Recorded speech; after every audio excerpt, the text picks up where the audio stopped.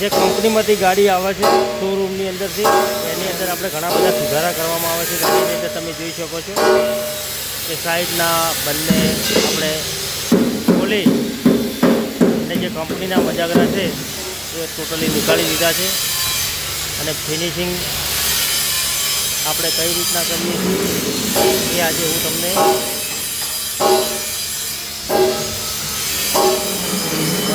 કઈ રીતના આપણે ફિનિશિંગ થાય છે ગાડીની અંદર ત્યારે તમે જોઈ શકો છો. આ રીતના ખોલી નીચેનું સપોર્ટિંગ થશે.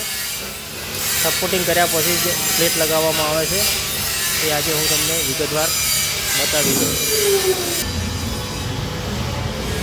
તમે જોઈ શકો છો જે કંપનીના મજાગરા આવે છે એ ટોટલી નીકાળી દીધા છે.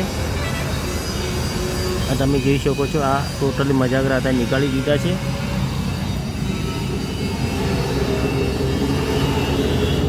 અને આ જે આ સાઈડની ગેપ હતી એ ગેપ આપણે ટોટલી ફૂલ ફિનિશિંગ કરી દીધી છે જેથી કરીને અંદર પાણી ન જાય અને અંદર સડો ન લાગે એ માટે કરીને.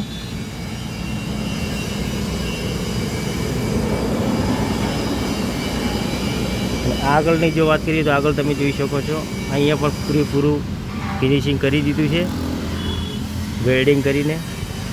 અહીંયા પણ ક્યાંય પણ પાણી ન જાય એવી પણ આપણે ગેપ નથી રાખી. અને અંદરની જો વાત કરીએ તો અંદર તમે જોઈ શકો છો ગેરવીને પ્લેટ લાગી ગઈ છે ગાડીની અંદર. સાઈડની જો વાત કરીએ તો સાઈડની અંદર આપણે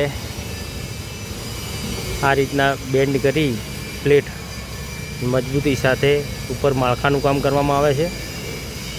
અને ગેપની પ્રમાણે આપણે અહીંયા કોકડા પણ લગાવવામાં આવે છે જે રસ્સી બાંધવામાં કમ્પ્લીટ રહે એ માટે.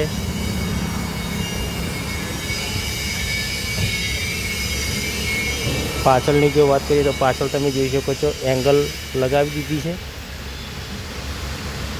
જે વજન ભરવાથી ગાડી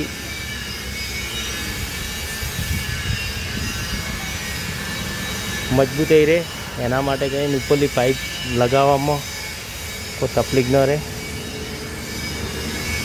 તો આ રીતના આપણે ટોટલી બોડીનું કામ થતું હોય છે. બંને સાઈડ તમે જોઈ શકો છો 10 ફૂટની ગાડી છે. હવે આની અંદર ઉપર માળખું બનશે, ટોટલ ગાડી તૈયાર થશે એટલે આપણે વિડીયો બનાવશું.